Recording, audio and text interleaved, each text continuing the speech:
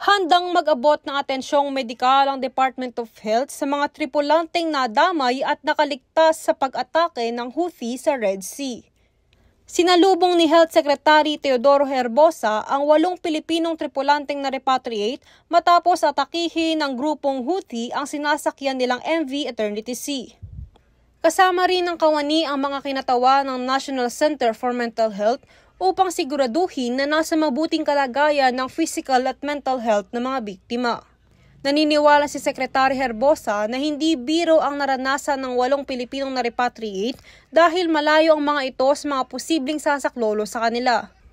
Tiniyak naman niya na handa ang ahensya at ang buong pamahalaan upang tulungan ang mga biktima. Nakaalalay din ng DOH Hospital sa mga uuwi ang probinsya na mga na-repatriate para sa karagdagang atensyong medikal at gabay sa mental health. Para sa EuroTV News, ako si Julie Serra, sumasaludo sa bawat Pilipino.